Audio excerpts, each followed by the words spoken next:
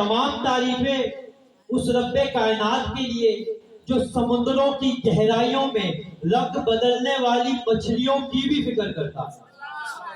وہ جو ہے تمام تعریفیں اس اللہ کے لیے جو ہواؤں کے دوش پر سفر کرنے والے پرندوں کی بھی فکر کرتا ہے.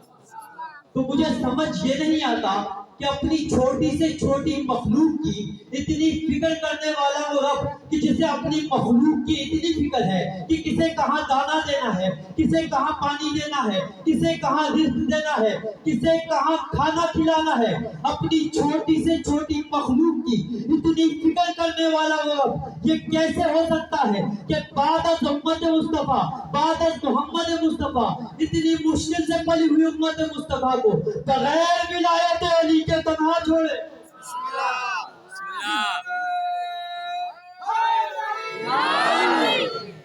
وہ جو ہے نا کیسے ہو سکتا ہے کہ اتنی مشکل سے پلی ہوئی امت مصطفیٰ کو بغیر ولایت علی کے تنہا چھوڑے.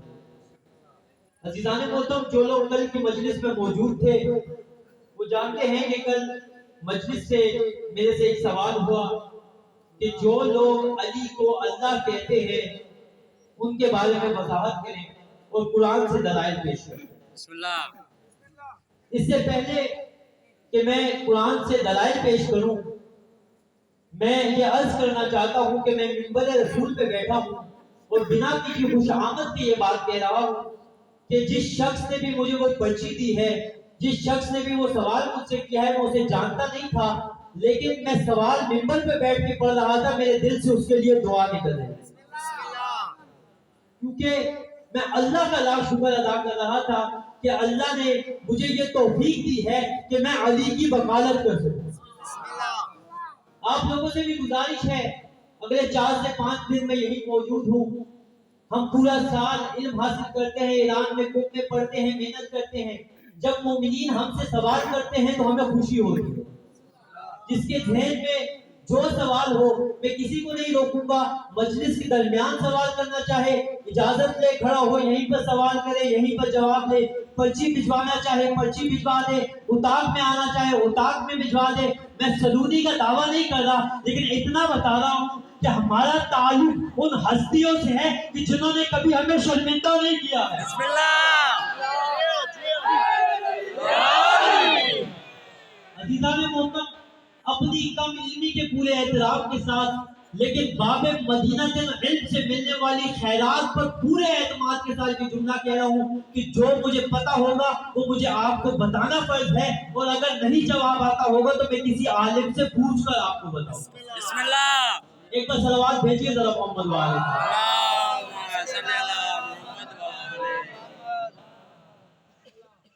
سوال یہ تھا کہ جو لوگ علی کو اللہ کہتے ہیں ان کے بارے میں اہل تشیعوں کا عقیدہ کیا ہے. بسم اللہ. عزیزان محترم, منبر رسول پہ بیٹھ کر مائک کے ذریعے آپ لوگوں کے سامنے ویڈیو کیمرے کی موجودگی میں یہ میں اعلان کر رہا ہوں کہ جو بھی علی کو اللہ کہے اس کا شیعت سے کوئی تعلق نہیں ہے. بسم اللہ. جو بھی علی کو اللہ کہے,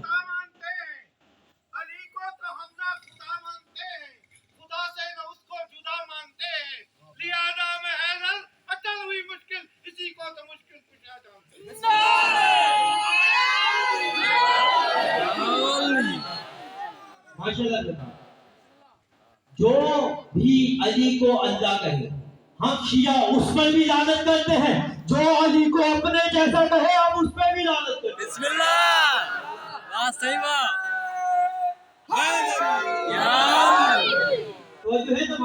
بسم اللہ. جو لوگ علی کو اللہ کہتے ہیں, اگر ان سے پوچھا جائے کہ آپ علی کو اللہ کیوں کہتے ہیں تو وہ کچھ دلائل پیش کرتے ہیں. دلیل کیا ہے کہ آپ علی کو اللہ کہتے ہیں؟ کہتے ہیں خیبر کا وہ در تھا جس کو 40 لوگ مل کر کھولتے تھے, 40 لوگ مل کر بند کرتے تھے, علی نے 2 انگلیوں سے اس در کو اکھاڑا ہے. میں نے پوچھا کیا دلیل آپ کی یہ ہے کہ اس وجہ سے آپ علی کو اللہ مانتے ہیں؟ کہا نہیں, صرف یہ وجہ نہیں ہے, وجہ ایک اور بھی ہے کہ خطروں کا رات تھی, تلواروں کی نیچے علی نے رسول اللہ کی محافظت فرمائی. میں نے کہا کیا اس وجہ سے علی کو اللہ مانتے ہیں؟ کہا نہیں، وجہ اور بھی ہے کہ علی نے ہر جنگ میں فاتح ہوئے ہیں۔ بتایا علی کو اس وجہ سے اللہ مانتے ہیں؟ کہا صرف یہ وجہ نہیں ہے، وجہ اور بھی ہے کہ وہ ٹھوکر مار کے مردوں کو زندہ کر دیتے تھے۔ میں نے کہا کہ صرف اس وجہ سے علی کو اللہ مانتے ہیں؟ کہا نہیں، وہ ایک وقت میں 40 جگہ پر کھانا کھاتے تھے، وہ عام انسان نہیں کر سکتا۔ میں نے کہا یہاں تک تو آپ کی بھی بات صحیح ہے کہ علی عام انسان نہیں ہے، لیکن یہ جو آپ علی کو اللہ بنا رہے ہیں، یہ علی کے فضائل بڑھا نہیں رہے بلکہ علی کے فضائل گھٹا رہے ہیں۔ اس نے فرمایا قبلہ یہ کیسے؟ میں علی کے فضائل گھٹا کیسے رہا ہوں؟ کہا اگر آپ یہ کہتے ہیں کہ علی نے اللہ بن کر، علی اللہ تھا اس وجہ سے رزق بانٹتا ہے، علی اللہ ہے اس وجہ سے مردہ زندہ کرتا ہے، علی اللہ تھا اس لیے خیبر کے در اٹھارا، علی اللہ تھا اس کے محافظ رسالت کی، تو اس میں علی کا کمال نہیں ہے۔ کمال یہ ہے کہ علی وہ کر کے دکھائے، اللہ کا بندہ ہو کے جو اللہ نے اسے عطا کیا ہے۔ بسم اللہ۔ اس لیے ہمارا یہ عقیدہ ہے کہ علی ولی اللہ، علی اللہ کا بندہ ہے، علی ولی اللہ ہے۔ اور جو ہے تمام مسئلہ خداوند تعالیٰ قرآن مجید میں ارشاد فرماتا ہے بسم اللہ الرحمن الرحیم فآمنوا باللہ ورسولہ والنور الذی انزلناہ واللہ بما تعملون خبیر۔ ایمان لاؤ اللہ پر اور اس کے رسول پر اور اس نور پر جسے ہم نے نازل کیا، بے شک اللہ بہترین جاننے والا ہے۔ اس آیت میں 3 چیزوں کا ذکر ہوا ہے، 3 چیزوں پر ہمیں ایمان لانا ہے۔ ایک اللہ پر لانا ہے، ایک رسول پر لانا ہے، اور ایک اس نور پر لانا ہے جس کا ذکر ہوا۔ اب ہمیں تحقیق یہ کرنی ہے کہ وہ نور کیا تھا۔ آیا وہ نور رسول اللہ کے خاکی رشتہ دار ہیں؟ لیکن نہیں، یہ نور ہے وہ خاکی ہے۔ نوری الگ ہوتا ہے، خاکی الگ ہوتا ہے۔ آیا وہ نور کتاب قرآن مجید ہے، لیکن خداوند تعالیٰ قرآن مجید میں ایک اور جگہ ارشاد فرماتا ہے قد جاءکم نور و کتاب مبین، بے شک اللہ نے تمہیں نور اور کتاب مبین نازل کی ہے۔ پتہ لگا وہ نور نہ اللہ کا نور ہے کیونکہ ان کا ذکر آیا ہے، نہ وہ رسول کا نور ہے کیونکہ اس کا بھی ذکر آیا ہے۔ دوسری آیت میں کتاب کا بھی ذکر آیا ہے، یعنی وہ نور کتاب بھی نہیں ہے۔ آئیے ذرا تاریخ میں چلتے ہیں اور پتہ کرتے ہیں وہ نور کیا ہے کہ جس پر ایمان لانا ہے۔ ایک مرتبہ رسول نے فرمایا انا و علی من نور واحد، میں اور علی ایک نور ہے۔ پتہ لگا خداوند تعالیٰ نے قرآن مجید میں جس پر ایمان لانے کا ذکر کیا ہے وہ علی ابن ابی طالب ہے۔ تو اللہ نے کیا فرمایا؟ ایمان لاؤ اللہ پر، اس کے رسول پر اور اس نور پر، یعنی علی پر۔ پتہ لگا علی اور ہے، اللہ اور ہے۔ علی اللہ نہیں ہے، علی ولی اللہ ہے۔ توجہ ہے تمام اللہ، علی ولی اللہ۔ ایک بار صلوات بھیجو محمد والے۔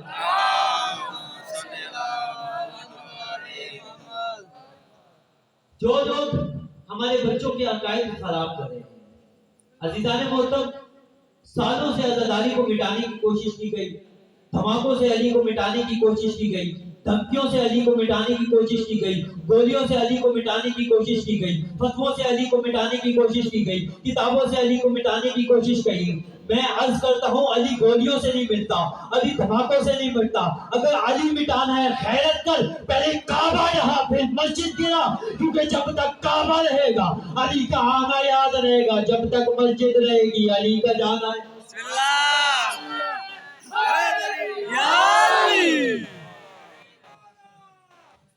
لوگوں نے حسینیت کی عزاداری کو روکنا بھی شروع کیا۔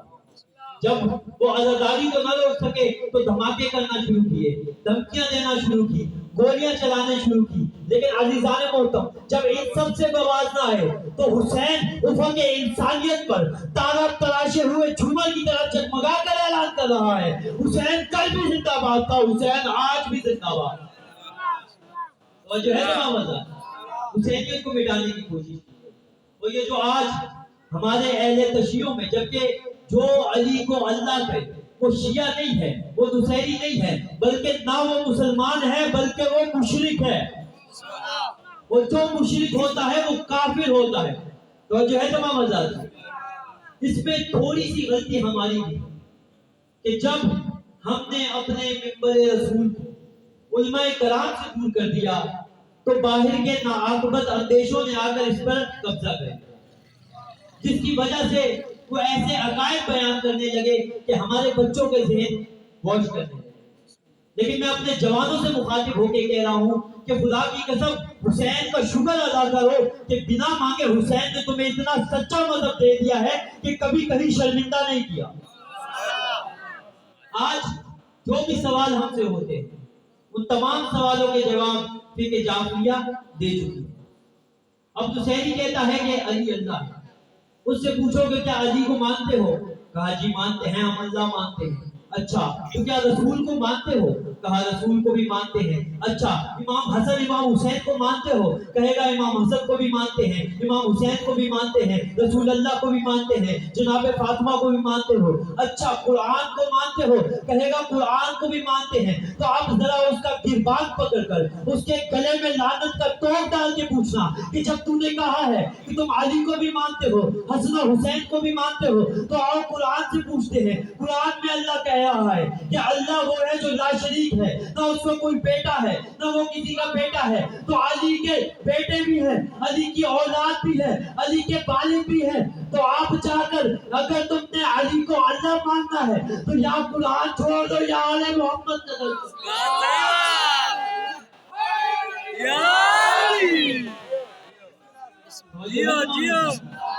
اب یا قرآن چھوڑ دو یا آل محمد کا در چھوڑ دو۔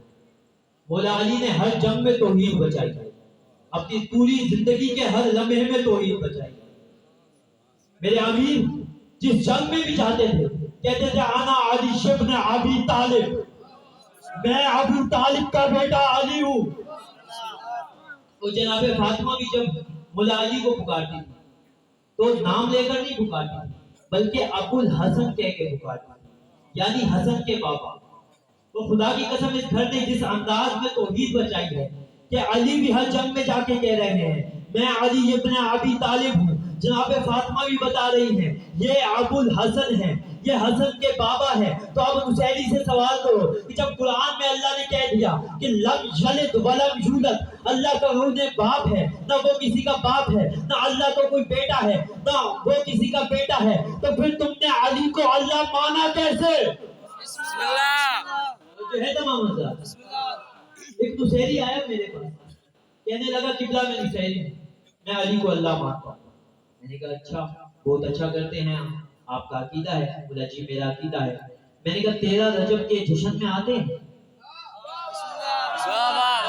بول پڑے ہیں خدا کی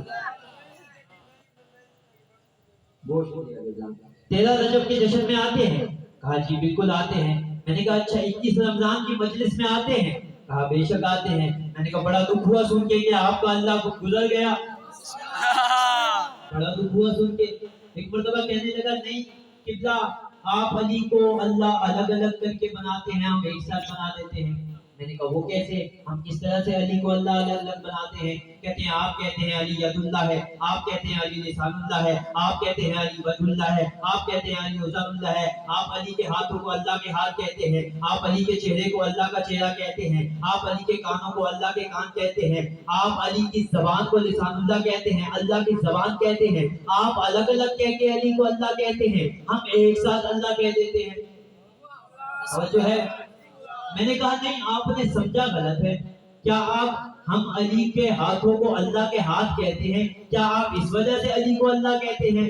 کہا بے شک ہم اسی وجہ سے اللہ کہتے ہیں۔ میں نے کہا پھر بڑا دکھ ہوا سن کے کہ آپ نے قرآن کی تلاوت نہیں کی ہے۔ قرآن میں اللہ فرماتا ہے وَيَدُ اللَّهُ فَوْقَ أَيْدِيهِمْ، اے حبیب یہ جو آپ کے ہاتھ پہ بیعت کر رہے ہیں یہ آپ کا بائیں ہاتھ نہیں ہے، مجھ اللہ کا ہاتھ ہے۔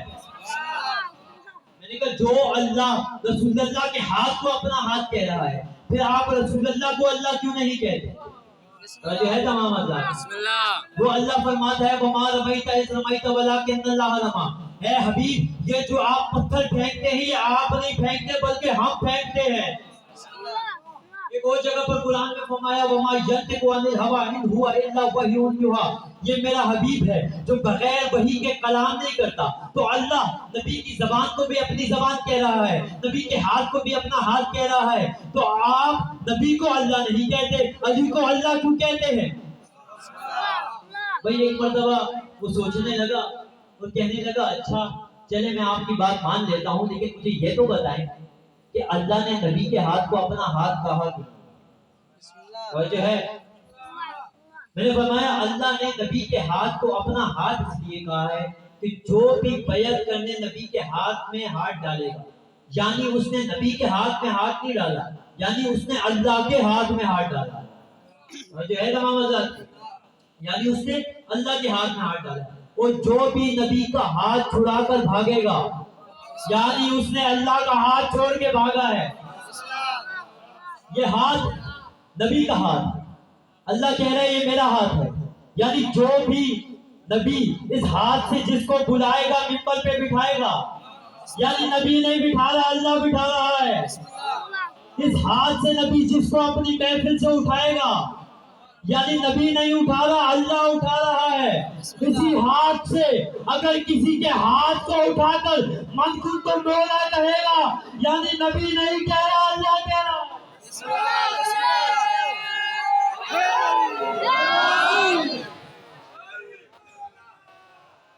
تو جو ہے تمام آزاد، یعنی نبی نہیں کہہ رہا اللہ کہہ رہا ہے۔ مجھے بذات خود نصیریت سے بڑی نفرت، کیوں؟ کیونکہ وہ میرے علی کے اللہ کا دشمن ہے۔ علی نے پوری زندگی جو توحید منوائی ہے، دنیا کو توحید سکھائی ہے، دنیا کو خدا کے بارے میں بتایا ہے۔ علی فرماتے ہیں ہمارے اللہ سے کچھ معاہدے تھے، اور جو ہے نا ماما، ہمارے اللہ سے کچھ معاہدے تھے، ہم نے ہر جگہ لوگوں کو بتایا جلی کیا ہے، اللہ نے وعدہ کیا قیامت تک لوگوں کو بتاؤں گا علی کیا ہے۔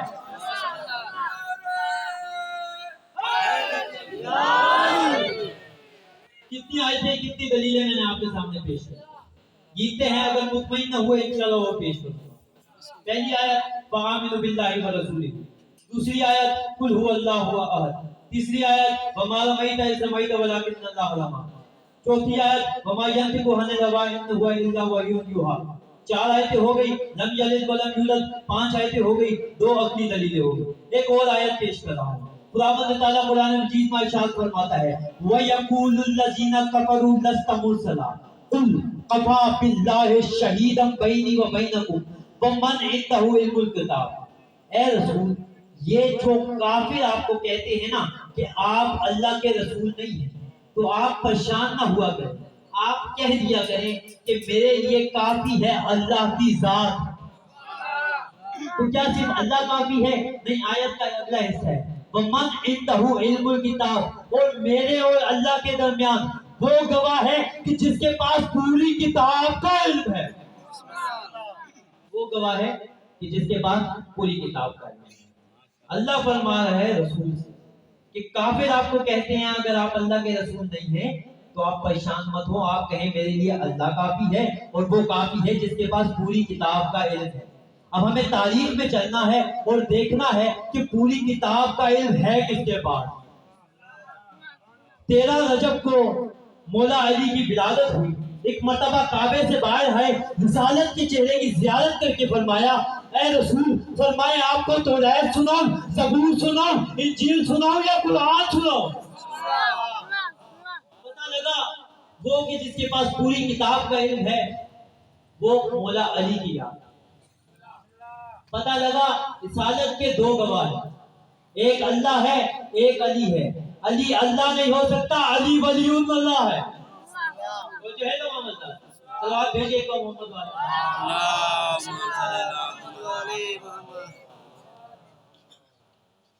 عزیزان محترم، میں نے آپ کے سامنے آیت پیش کی وَيَقُولُ الَّذِينَ كَفَرُوا لَسْتَ مُرْسَلًا قُلْ كَفَىٰ بِاللَّهِ شَهِيدًا بَيْنِي وَبَيْنَكُمْ وَمَنْ عِندَهُ عِلْمُ الْكِتَابِ۔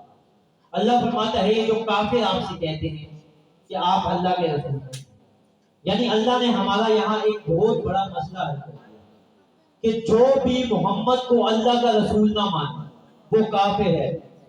اور جو ہے تمام آزاد یہاں تک تائید کریں گے میری، جو بھی محمد کو اللہ کا رسول نہ مانے وہ کافر ہے۔ تو اب آئے ذرا جا کر اس ذاکر نائک سے پوچھتے ہیں کہ جس نے ٹی وی پروگرام میں بیٹھ کر کہا تھا کہ کربلا 2 شہزادوں کی جنگ ہے، کربلا 2 شہزادوں کی جنگ ہے، میں اس سے سوال کرتا ہوں ویڈیو کیمرے کی موجودگی میں کہ تو نے یہ تو کہہ دیا کہ کربلا 2 شہزادوں کی جنگ ہے۔ آئیں یزید سے پوچھتے ہیں، وہ کتوں سے کھیلنے والا، وہ بندروں سے کھلانے والا، وہ نجاست پہ پڑنے والے اس یزید کا عقیدہ کیا تھا؟ منبر شام پر بیٹھ کر اس نے کہا تھا نہ کوئی وحی آئی ہے، نہ کوئی رسول آیا ہے، نہ کوئی دین آیا ہے، یہ آل محمد کا ڈھونگ رچایا ہوا ہے۔ یزید کہتا ہے اللہ کو کوئی رسول نہیں آیا، یزید کہتا ہے اللہ کو کوئی رسول نہیں آیا۔ اللہ کہہ رہا ہے جو محمد کو اللہ کا رسول نہ کہے وہ کافر ہے۔ پتہ لگا کربلا 2 شہزادوں کی جنگ نہیں تھی، اسلام اور کفر کی جنگ، اسلام اور کفر کی جنگ۔ اسلام کے حقیقی چہرے کو حسینیت کہتے ہیں، کفر کے بدنما چہرے کو یزیدیت کہتے ہیں۔ شام کی تاریخی یزید ہے، انوار مبی حسین ہے، جو شیطان کی صورت ہو وہ یزید ہے۔ خدا کی قسم بولو تو میرے ساتھ، جو شیطان کی صورت ہو وہ یزید ہے، جو پیکر رحمان کی صورت ہو وہ حسین ہے۔ جس کے گھر میں شیطان پلے وہ یزید ہے، جس کے گھر میں قرآن پلے وہ حسین ہے، جس کے گھر میں قرآن پلے وہ حسین ہے، جو تخت پہ بیٹھا ہو یزید ہے، جو عرش نشین ہو حسین ہے۔ جملہ آپ کے حوالے کروں، دیکھوں گا کس تک پہنچا ہے۔ مرجانہ کی پھول ہو تو یزید ہوتا ہے، فرزند بطول ہو تو حسین ہو۔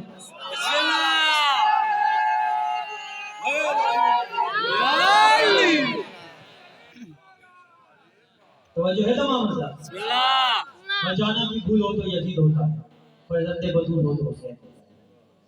عزیزان محترم، خداوند تعالیٰ کا لاکھ شکر ہے کہ اس نے بن مانگے ہمیں حسینیت کی محبت عطا کی، اور رسول خدا صلی اللہ علیہ وآلہ وسلم فرماتے ہیں کہ من بقا علی الحسین او ابقا تبا کا وجب له الجنہ، جو شخص بھی حسین پر گریا کرتا ہے، روتا ہے، رلاتا ہے، کہ رونے جیسی شکل بھی بناتا ہے، اس پر جنت واجب ہے۔ بے شک ہمیں جنت کی لالچ نہیں ہے، لیکن ہمیں حسین سے محبت ضرور ہے، اور ہم سب جانتے ہیں کہ عزیزان محترم ہمارا عقیدہ ہے کہ مجالس حسین میں آل محمد بھی تشریف لاتے ہیں، اور مدینہ منورہ سے ایک بیوی بھی تشریف لاتی ہے جو رومال سیدہ میں اپنے آنسوں کو زینت بنانا چاہتا ہے، فکریہ کر کے تیاری شروع کر لے۔ آج میں جناب مسلم بن عقیل کے بیٹوں کے مسائل کروں گا۔ بیٹوں والے لوگ بیٹھے ہیں عزیزان محترم۔ ایک مرتبہ جہاں پہ مسلم بن عقیل کو بیٹوں کو ایک مومنہ اپنے گھر لے گئی، ایک مرتبہ کچھ کھانے کو دیا، ایک مرتبہ الگ کمرے میں سلانے کے لیے لے گئی۔ جب وہ بیٹے سو رہے تھے تو ایک کا نام ابراہیم تھا، ایک کا نام محمد تھا۔ ایک مرتبہ مقاتل کہتی ہیں ایک مرتبہ ان میں سے بڑے بیٹے کو خواب آیا کہ خواب میں علی ابن ابی طالب کی زیارت ہوئی ہے، کہا بیٹا میں تمہیں لینے آیا ہوں، میرے ساتھ چلو۔ بس یہ سننا تھا کہ ایک مرتبہ بیٹوں نیند سے بیدار ہوئے، ایک مرتبہ گریہ کرنا شروع کیا۔ اس مومنہ خاتون کا شوہر جب گھر آیا تو وہ عبید اللہ ابن زیاد کے دربار میں کام کرتا تھا۔ ایک مرتبہ جب وہ گھر آیا تو اس نے رونے کی آواز سنی بچوں کی۔ ایک مرتبہ اپنی بیوی سے پوچھا کہ یہ بچے کون ہیں جو رو رہے ہیں۔ ایک مرتبہ جب جا کر کسی گھر کے دروازے کھول کر کمرے میں دیکھا تو بچوں کو دیکھا، کہا بیٹا تم کون ہو؟ بیٹوں نے بڑے آسانی سے بتا دیا کہ میں جناب مسلم بن عقیل کے بیٹے ہیں۔ کہا میں تمہیں کوفہ کی گلیوں میں ڈھونڈ رہا ہوں، ابن زیاد نے تمہارے سر پر انعام رکھا ہے۔ بس یہ سننا تھا کہ ایک مرتبہ دونوں بیٹوں نے رونا شروع کر دیا۔ خدا کسی کی اولاد پہ ایسا وقت نہ لایا عزیزان محترم۔ ایک مرتبہ اس لعین نے دونوں بیٹوں کے سروں کو پکڑا، ایک مرتبہ دربار کی طرف لے گیا، ایک مرتبہ بیٹوں سے عرض کی کہ پہلے میں کس کو قتل کروں۔ ایک مرتبہ بڑا بھائی آگے بڑھا، کہا مجھے پہلے قتل کر دو، مجھے پہلے شہید کر دو، میرے بھائی کو بعد میں شہید کر لینا۔ اتنے میں چھوٹا بھائی آگے بڑھا، کہا مجھے پہلے شہید کر دو۔ بس ایک مرتبہ جب دونوں بھائی آپس میں گلے مل رہے تھے، ایک مرتبہ لعین نے تلوار چلائی، دونوں کے سروں کو اکٹھا کیا اور ایک مرتبہ دربار میں لے گیا۔ عزیزان محترم ادھر مولا حسین عاشورہ کے دن 2 انگلیاں دکھائی، ایک مرتبہ مولا عباس نے انگلیوں میں دیکھا، ایک مرتبہ ایک لعین نے دربار کی چھت سے جناب مسلم کے سر کو زمین پر پھینکنا شروع کیا. ایک مرتبہ جناب عباس نے گریہ کرنا شروع کیا. کہا مولا مجھے ایک مرتبہ کوفے جانے کی اجازت دیجئے. کہا مولا مجھے کوفہ جانے کی اجازت دیجئے. وہ بے غول و کفن پڑے ہیں, ان کا جنازہ کون اٹھائے گا؟ بس یہ کہنا تھا کہ امام حسین نے کہا عباس ذرا ایک مرتبہ نیچے دیکھو. نیچے دیکھنا تھا کہ ایک کالے برقعے والی بی بی اپنے دامن بچھائے جناب مسلم کے سر کو لے رہی ہے. اِنَّا لِلَّهِ وَإِنَّا إِلَيْهِ رَاجِعُونَ. وَسَيَعْلَمُ الَّذِينَ ظَلَمُوا أَيَّ مُنقَلِبٍ يَنقَلِبُونَ. صلوات بھیجیے محمد وآل محمد.